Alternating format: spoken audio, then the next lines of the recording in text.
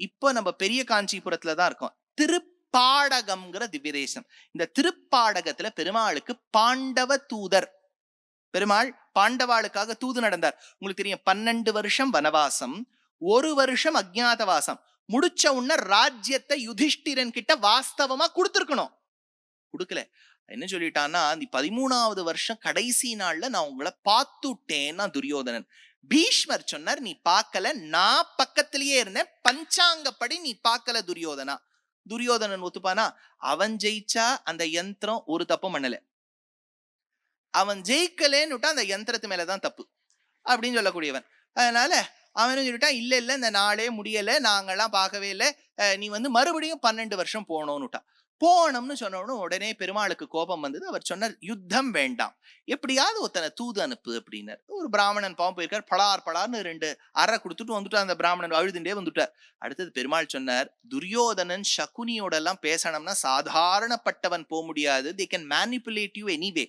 நான் உங்களுக்காக தூது நடக்கிறேன்னு பெருமாள் ஓலையை தன் கழுத்தில் சுமந்து கொண்டு தான் துவாரகாதீசனாக இருந்த பின்னும் பஞ்சவர்களுக்காக அந்த திரௌபதி என்கின்ற சகியானவள் குழலை முடிய வேண்டும் என்பதற்காக பஞ்சவரை பல வகையில் காத்தார் வந்தார் என்று முன்னோர் தூது வானரத்தில் வாயில் மொழிந்து பின்னோர் தூது அவனே ஆதிமன்னர்க்காகி சென்றான் என்ற பெருமான் தூது சென்றான். தூது போனார் இல்லையா? போன உடனே இந்த துரியோதனன் ஒரு ஏற்பாடு பண்ணி வச்சிருக்கான். நிறைய கீழே ஒரு பெரிய பிட்டு மாதிரி பண்ணி அது மேல ஒரு கார்பெட் எல்லாம் போட்டு கீழே மல்லர்கள் எல்லாம் WWF சாம்பியனா நின்று இருக்கா. அந்த வே புரோட்டீன் 6 அந்த 6 பேக் அது இதெல்லாம் வச்சு ஜம்முன்னு இருக்கா.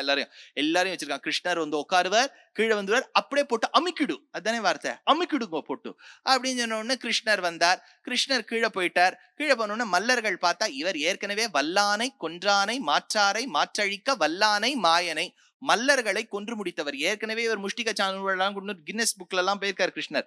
இவாளெல்லாம் கட்டி ஆழ்வது கஷ்டமா? அதனால எல்லா மக்களையும் ஜெயித்து தான் விஸ்வரூப காட்சியை கொடுத்தார். மடித்த காலோடு தானே பாண்டவதூதன் தூதனா வந்திருக்கேன்னு இளக்காரமா நினைச்சுடாதே, பஞ்சவர்களுக்காக நான் விஸ்வரூபமும் எடுப்பேன் என்கின்ற கோலத்தில் பாண்டவதூதர் வந்தார், இருந்தார் இல்லையா? அதே கோலத்துல இந்த திருப்பாடகம் திவ்யதேசத்துல இருப்பார்.